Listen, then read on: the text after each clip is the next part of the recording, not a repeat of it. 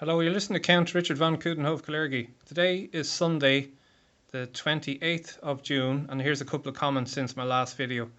Now, I'd like to start with a little bit of an introduction here, and it's to do with the video that went out during the week involving an Irish Times journalist and a panel talking about the change in demographics in this country of up to 500,000 people coming in.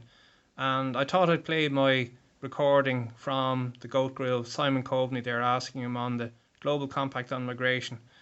But I'd just like to start with a couple of comments first, if I may. The secret of freedom lies in educating people, where the secret of a tyranny is in keeping them ignorant. This is a quote from Robespierre, who was in July 1794 executed by the same revolution that he helped start. I'd also like to mention that in 1971 a French writer and explorer, Jean Raspail, while looking from his house across into the Mediterranean, had a thought: what if they came? He didn't quite know who they were, but the question stayed in his mind and formed an idea.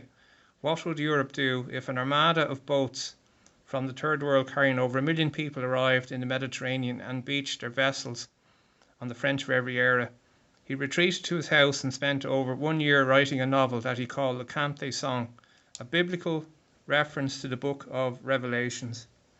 And it was first published in French in 1973 and in English in 1975. And the quote from the book of Revelations is number 20, verse 7 to 9.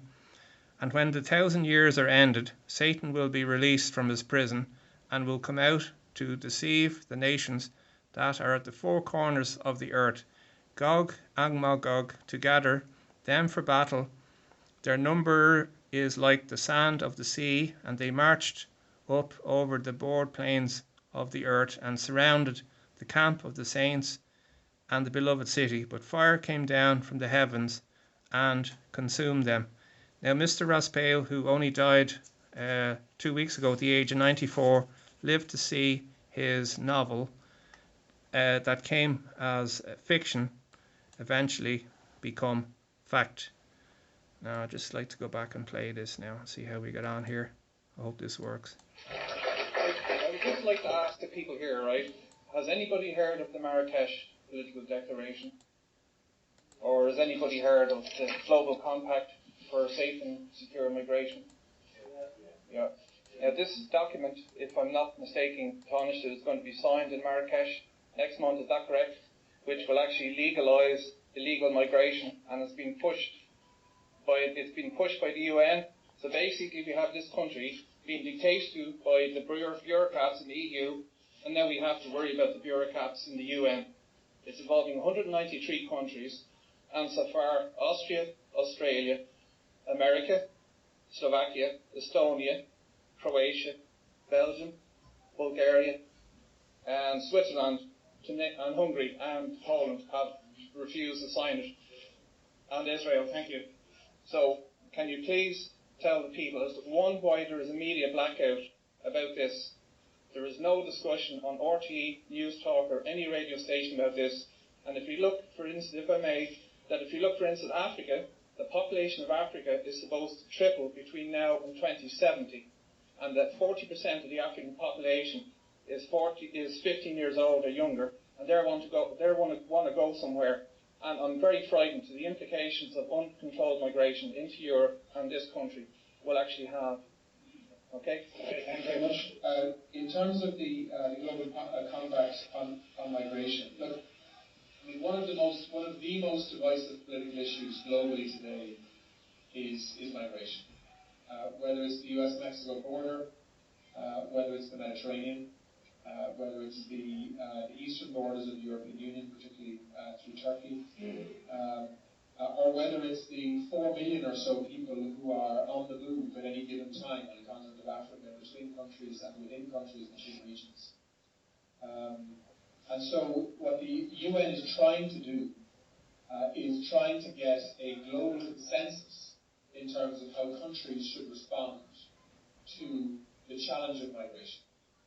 In terms of getting the balance right between countries having the right, of course, to protect the integrity of their borders, but at the same time responding in a responsible and humanitarian way to people who are either refugees or seeking asylum. Of course, many people on the move are economic migrants who fall not comfortably into any one category. I think the UN are right to try to get. I think it'd be a disaster. On a set of standards. I think the EU, quite frankly, is struggling with this issue too. If you compare the approach of countries down the sort of eastern borders, if you like, of the European Union, from Poland to Hungary to the Czech Republic to Slovakia, down into Italy now, and even some parts of Germany, and you compare that to the approach on migration in countries on the western side, it is causing a lot of tension and friction.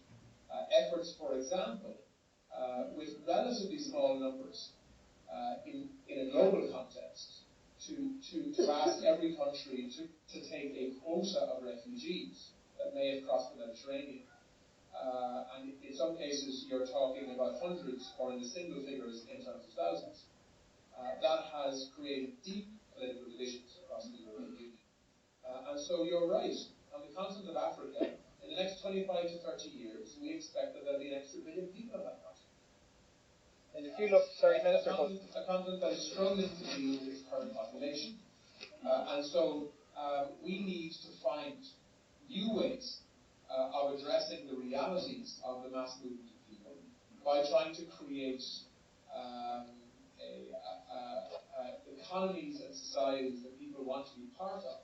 I mean, if you take an example of this, in Ethiopia, which has a rapidly growing population, to simply keep unemployment at the rate that it's at today, because of there's so many extra young people coming of age in terms of employability, they need to create an extra 2 million jobs every year. That's all the jobs in Ireland. Every year needs to be added to the working population of Ethiopia alone to simply keep pace with their population growth. Next door, in Kenya, it's an extra million people. And these are impossible numbers. But they also have birth rates between 5 and 9 children per woman, so they have to reduce that as well. We need to help them reduce that. All the science will show you that as economies develop and grow, birth rates also fall. And so this is part of the development challenge that the EU has to take on with a much, much more ambitious partnership with Africa. Partly because of what we know the alternative would be, which is a huge migration challenge for the EU. Instead of there being hundreds of thousands of people looking to enter the EU, we may well be in the millions. And all of the tensions that will cause. And we need to comprehensively deal across the European Union with this migration challenge. Otherwise, we will continue to see electorates pushing governments to the hard right of migration, which is something that I think we need to avoid, because it is something that I think the EU collectively will really struggle to deal with otherwise. So it's a very fair point that you raise. Will you be making a statement on it? I happen to be somebody who is quite liberal on migration. I believe that Ireland has been enhanced significantly by the fact that so many people who are not born in Ireland are now part of our society and economy. But of course, we need to also ensure that we can manage the numbers that are being welcomed and that they can integrate appropriately. We estimate, and I was saying it earlier, over the next 20 years that the population of Ireland will certainly grow by an extra million people. Linked to that estimate is that half of that number won't have been born in Ireland. I think that would be a really good thing for our society, but we do need to manage it carefully so that we don't allow the politics of migration to play a big part in Irish politics, because I think it pulls us down a dangerous direction. But the Global Compact on migration is controversial. It's difficult because migration is very controversial. But this is the UN trying to get this balance right between the obligations that countries have and also the entitlements that they have to protect their borders as well.